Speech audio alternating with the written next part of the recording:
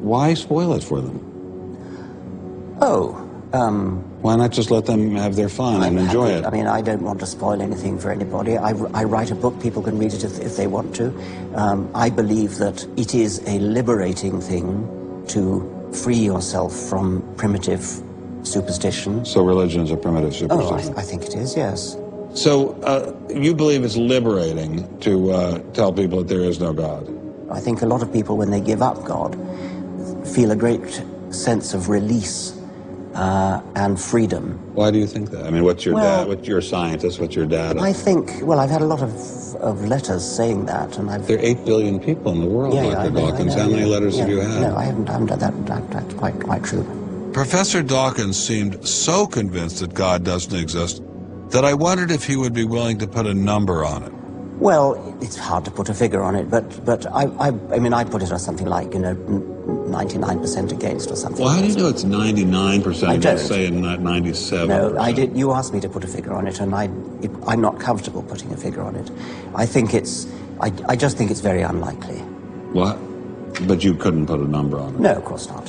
So it could be 49%. Well, it would be. I mean, I think it's unlikely, and it's quite far from 50%. How do you know? I don't know. I mean, I put an argument in the book.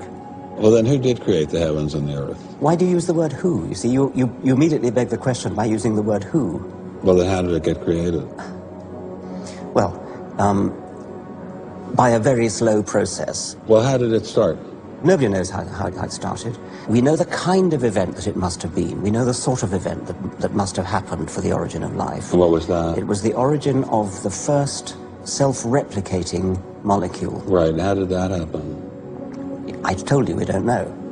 So you have no idea how it started? No. Nor has anybody. Nor has anyone else. What do you think is the possibility that intelligent design might turn out to be the answer to some issues in genetics or in evolution?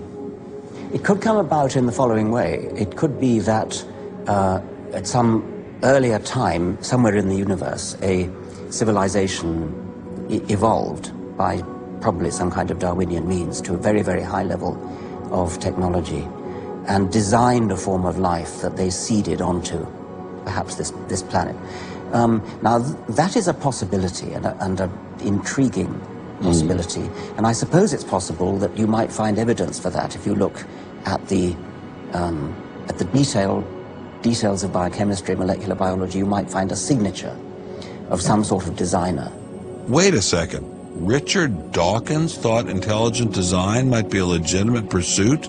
And that designer could well be a higher intelligence from elsewhere in the universe. Well, but that higher intelligence would itself have had to have come about by some explicable or ultimately explicable process. It couldn't have just jumped into existence spontaneously. That's the point. So Professor Dawkins was not against intelligent design, just certain types of designers, such as God. So the Hebrew God, the God of the Old Testament, he doesn't exist in your view? Certainly. I mean, that would be a very unpleasant prospect. And the Holy Trinity of the New Testament?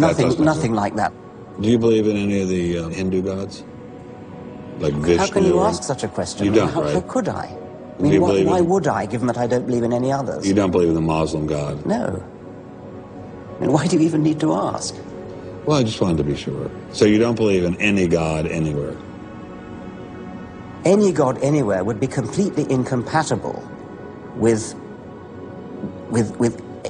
anything that I've said. I assume. Yeah. I'm just trying to make sure. You don't believe in any God anywhere? No. What if after you died you ran into God? He said, "What have you been doing, Richard? I mean, what have you been doing? I've been trying to be nice to you. I gave you a multi-million-dollar paycheck over and over again with your book, and look what you did."